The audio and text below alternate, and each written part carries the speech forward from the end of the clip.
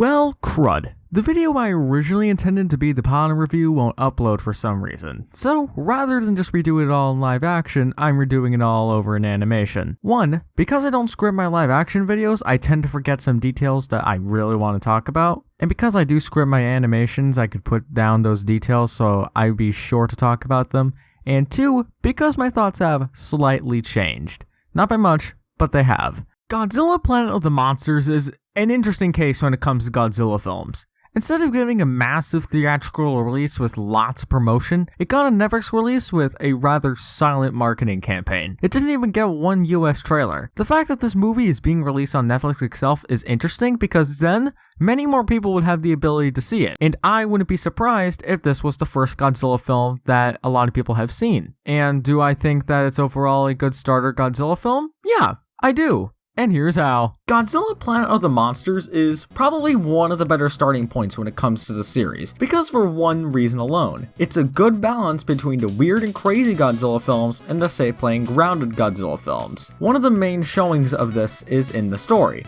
We've seen people traveling to an alien world and exploring before, but because of the way that's done, that's just being Earth 20,000 years in the future, it focuses much more on the plants as it does on the fellow Kaiju. Speaking of which, I personally praise this film for being the shining example of how to implement fan service monsters in a way that benefits both the fans and the story. Here, it shows all of these older Toho monsters as monsters who attacked. And if you want to know more, good news, there's a prequel novel for that.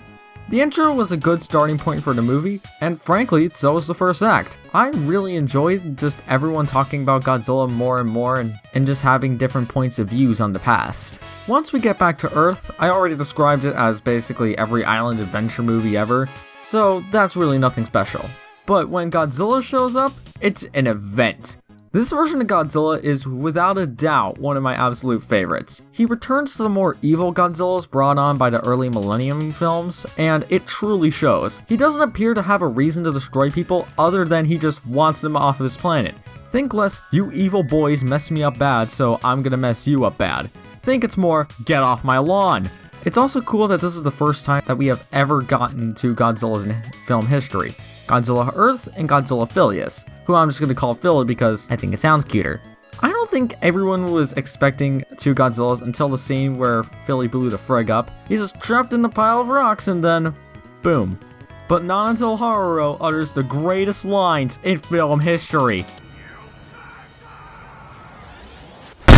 But if you think that's how good this movie's gonna get, you are sorely mistaken, my fellow individual. Godzilla Earth's introduction into this movie is so friggin' great.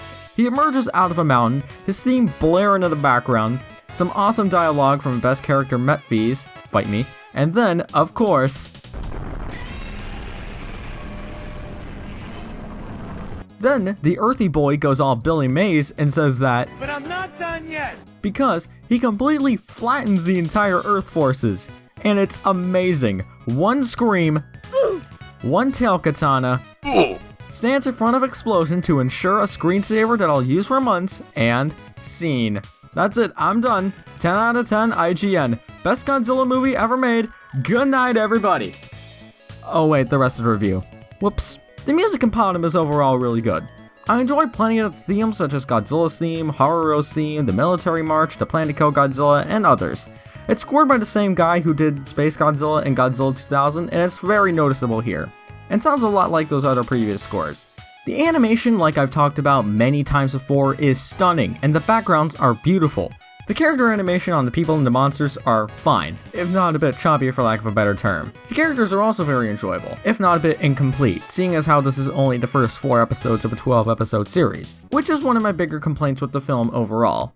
It feels way too much like an animated series with 4 episodes just smushed together. Not to mention that it's really easy to tell when you can tell that there's just 4 22-minute segments just smashed together. However, thus far, I seem pretty engaged with the cast. And by the cast, I only mean 2 characters.